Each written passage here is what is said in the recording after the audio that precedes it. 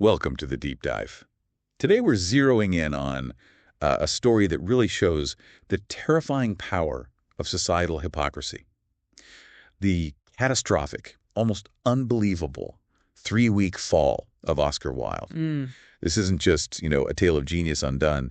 It's almost like a blueprint for how status and public visibility, especially in Victorian London, could become fatal vulnerabilities. It really is the ultimate lesson, isn't it, about the danger of shining too brightly. Wilde was, well, for a fleeting moment anyway, the undisputed cultural monarch of London. Yeah. Known for his dazzling wit, his plays, obviously, and maybe most importantly, for living his life as this revolutionary, beautiful work of art. And that's exactly where the problem lay, wasn't it? Yeah. His true crime, the unforgivable one in the eyes of the establishment, was really his private behavior. Yeah. Which, let's be honest, many in society quietly tolerated or even engaged in themselves. It was his flagrancy. Yes, the visibility. He made his difference too visible, too successful, too hard to ignore. Precisely.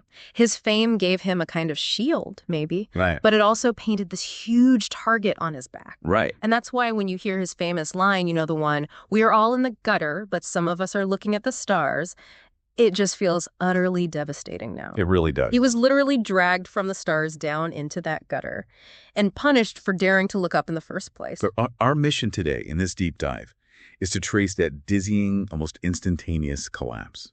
The author of The Importance of Being Earnest. How did he go from the absolute height of professional triumph to, well, physical ruin? Yeah. We need to understand the man standing on that tightrope. Yeah. Between public perfection and private peril. Okay, so let's start at his apex. Picture Wilde in his early 40s. He was a big man, actually, over 6 feet tall, yet he moved with this unexpected, almost theatrical grace. His voice, apparently, was just mesmerizing, a hypnotic baritone, could weave magic. Wow. And his whole presence, his entire physical being, it was geared towards performance. His life was the performance. And he had the perfect setup, didn't he, to maintain that persona. His marriage in 1884 to Constance Lloyd, it wasn't just conventional. It feels strategically important. Definitely. It gave him respectability, stability, Yeah. the perfect counterweight to his aesthetic image.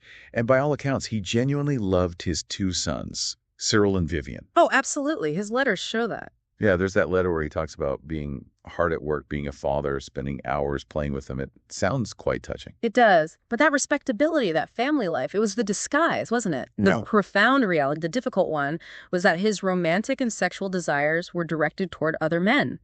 And in 1890s England, that wasn't just frowned upon, it was criminal. We really have to remember that. The punishment wasn't just social shame. It was prison, hard labor. Exactly. So beneath that polite surface of Victorian society, there had to be this clandestine subculture, hidden.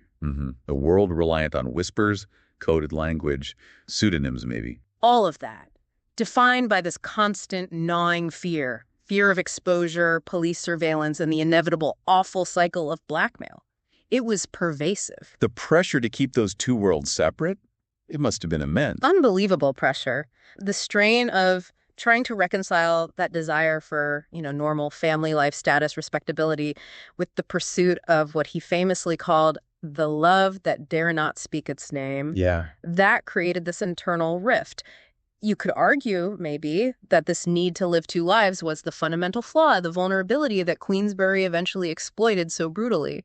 Okay, let's talk about the people who made his private world, well, so volatile.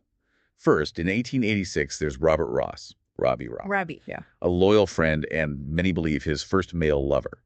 He seems to have provided this vital intellectual companionship. And unwavering loyalty, which turned out to be pretty rare in Wilde's life, especially later on. Ross was steady. But steady wasn't really what Wilde was drawn to, was it? No, he seemed to seek beauty, drama, intensity, and that arrived, big time, in June 1891.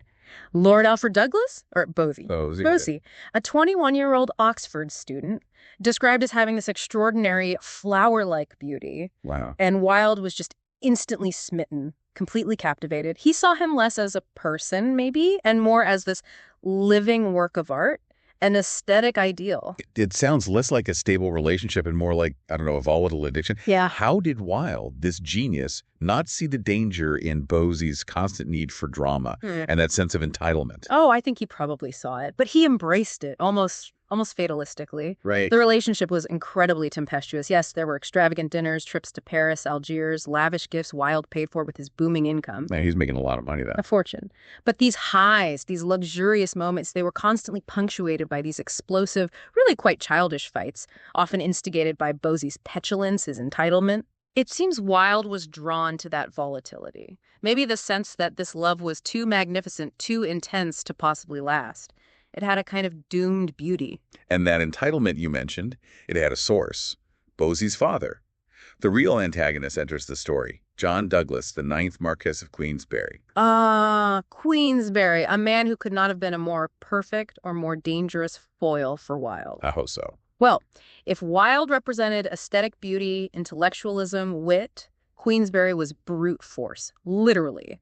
He codified the modern rules of boxing. Queensberry rules. Right, the very same. Known for his volcanic temper and, crucially, a virulent, destructive homophobia. So Queensberry immediately saw Wilde as this corrupting influence on his son. Instantly. And began this relentless campaign of harassment, just awful stuff. And Bose, instead of trying to, calm things down between his father and his lover, He did the opposite. He seemed to actively relish the conflict. He goaded Wilde, pushed him into confronting his father. isn't there a telegram? Yes, that terrible moment where Bose basically telegrams Wilde, practically ordering him onto the front line of this toxic family feud. Oh my God. It makes you realize Bose wasn't just a catalyst, like a passive element. He was actively pushing these three forces: Wilde, the genius lover; Queensberry, the vengeful father; and himself, the beautiful, spoiled agent of drama toward this inevitable, disastrous collision.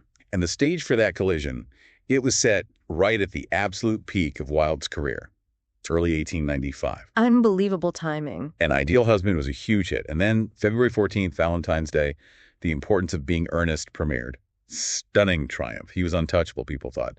The master of London comedy. It's the ultimate irony, isn't it? His greatest success made his fall almost impossible to stop. Queensberry actually planned to disrupt the opening night of Ernest. What was he going to do? He intended to throw a bouquet of rotten vegetables at Wilde during the curtain call, denounce him publicly. Charming. Quite. But the police were warned, thankfully, and they thwarted the attempt, kept him out of the theater. So, thwarted but not defeated.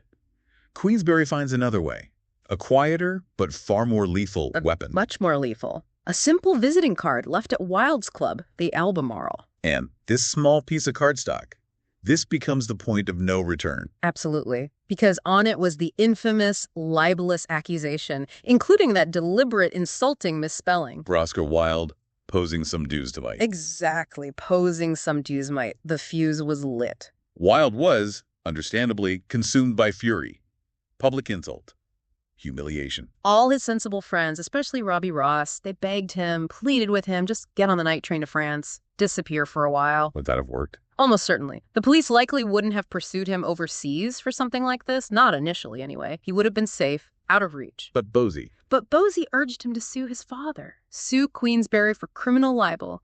He guaranteed an easy victory, told Wilde he'd crush him in court. And Wilde agreed. Why? Was he just blinded by love or rage, or maybe that fatalistic belief that his wit could conquer anything, even the law? Probably a mix of all three. Plus, perhaps an underestimation of Queensberry's ruthlessness and the establishment's willingness to make an example of him. Whatever the reason, it was the single most catastrophic decision of his life. He walked straight into a trap. A perfectly laid trap. And we need to be really clear about the legal side here. By suing Queensberry for libel, Wilde legally put himself on trial. Right, he wasn't defending his honor in the way you might think. No. He was legally compelled to prove, under oath, that he was not engaging in the criminal acts Queensberry accused him of. The burden of proof was entirely on him. It was incredibly risky. And Queensberry's legal team, led by Edward Carson, a formidable lawyer. Very formidable. They were ready. They'd hired private detectives. They tracked down and secured testimony from, well, a whole series of young, mostly working-class men. Like who? Hotel valets, grooms, some figures who were essentially blackmailers themselves, all prepared to testify about receiving money, gifts, lodging from Wilde. This sounds bad. It was devastatingly effective preparation. So, the libel trial opens April 3rd, 1895. Initially, Wilde is brilliant. Absolutely brilliant. That's to respect. He dominates the cross-examination, uses that dazzling wit to parry Carson's attempts to paint his writing, like the picture of Dorian Gray, as immoral or corrupting. He had that famous line about art and ethics, right? Yes. The sphere of art and the sphere of ethics are absolutely distinct and separate. Classic Wilde. He was charming the court, maybe even winning over the jury on the aesthetic argument. But Carson was playing a longer game, a much nastier game. Exactly. He let Wilde shine, let him build up that confidence, maybe even arrogance. Then he shifted focus entirely, away from art, directly onto life. Wilde's life. Okay. He started questioning Wilde about specific young men, vulnerable young men, Edward Shelley, Walter Granger, asking about the expensive gifts, the silver cigarette cases, the money Wilde gave them, specific encounters. The strategy was clear. Yeah. These weren't just intellectual friendships. Precisely. Show they were transactional, potentially physical, and definitely involved crossing class lines in a way that juries would find suspect. Make it seem sordid. And then came the moment, the catastrophic quote, a moment of, I guess, crushing snobbery, maybe exhaustion setting in. It feels like it. Carson asked if Wilde had ever kissed Walter Granger, one of the young men. And Wilde replied, He replied, "Oh dear no. He was a peculiarly plain boy. He was, unfortunately, extremely ugly. I pitied him for it." "Oh no." That single sentence, it just destroyed him on the stand. It revealed this, well, deeply ingrained snobbery, but much worse, legally. It implied. It implicitly admitted that physical attraction, based on beauty, was the criterion for his attention, for his intimacy. It completely shattered his defense that these relationships were just acts of charity or purely intellectual mentorship. Game over, essentially. Pretty much. But the final hammer blow, the truly theatrical moment, came when Carson introduced Boesie's own poem, Two Loves. The one with the famous line. The one with the line, "I am the love that dare not speak its name." Read aloud in the courtroom. Carson pressed Wilde, demanded he define it. What is this love? And Wilde. He rose to the occasion, didn't he? In a way. He did. He gave perhaps his most magnificent and ultimately most self-destructive performance. He spoke movingly about the deep spiritual affection found throughout history. He invoked Plato, Michelangelo, Shakespeare, calling it beautiful, the noblest form of affection. It was profound, moving, and entirely true to his own principles about love and beauty. It was also, legally speaking, a confession. Absolutely. A clear description in open court that aligned perfectly with the legal definition of the acts he was being implicitly accused of. His own lawyer saw it instantly. What did he do? He immediately withdrew the libel suit against Queensberry. There was no point continuing. So Queensberry walks free. Found not guilty, vindicated. And he didn't waste a second. He immediately handed all the evidence his team had gathered straight to the director of public prosecutions. For a criminal case against Wilde himself. Exactly. The hunter became the hunted instantly. Warrants for Wilde's arrest were drawn up almost immediately. His friends must have tried again. They raced to the Cadogan Hotel where he was staying, begging him, "Oscar, leave now. There's a carriage waiting." The boat train to France was still possible. But he didn't go. He just paced. For hours, apparently. Paralyzed by indecision, maybe shock, staring at his fate unfolding, he missed that final, crucial window to escape. And then the police arrived. They arrested him. Charges of gross indecency and sodomy. The trials that followed, well, they became a national obsession. A public spectacle. Huge. Fueled by years of repressed Victorian anxiety about sex, class, art, everything Wilde represented. His name was literally stripped from the marquees of his hit plays overnight. While they were still running. Yes. His books pulled from shelves, friends avoided him.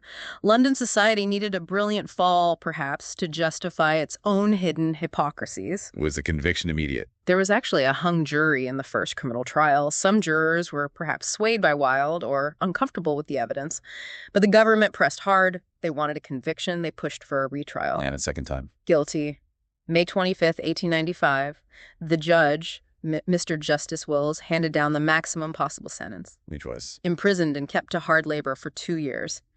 And the judge added this chilling comment that the punishment was totally inadequate for the crime. He called Wilde the center of a circle of extensive corruption. Just brutal. He was literally cast into the gutter as his own, quote, foreshadowed. Life in prison, H.M. Prism reading. What was that like? It was designed to break him. Soul-crushing hard labor, picking oakum, separating strands of old rope, turning the crank a pointless, exhausting machine. Silence.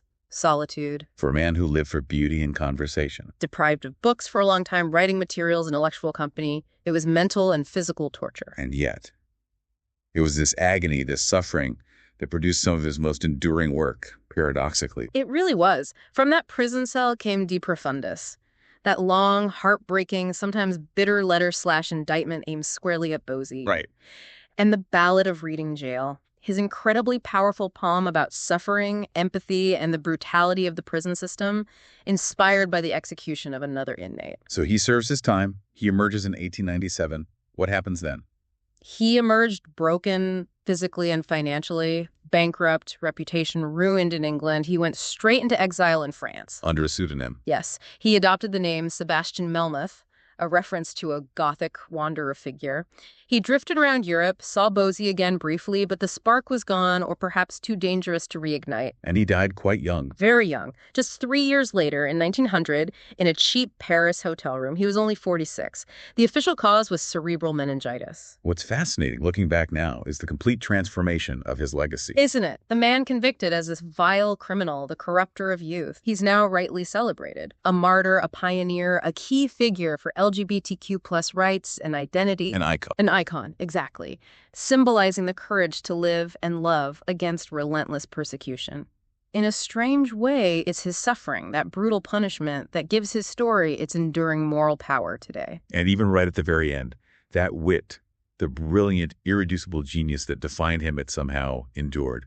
There's that famous, maybe apocryphal deathbed quip. Oh, the wallpaper. Yes, about the hideous wallpaper in his cheap Paris room. My wallpaper and I are fighting a duel to the death. One of us has got to go. Even facing death, the artist, the performer, was still there.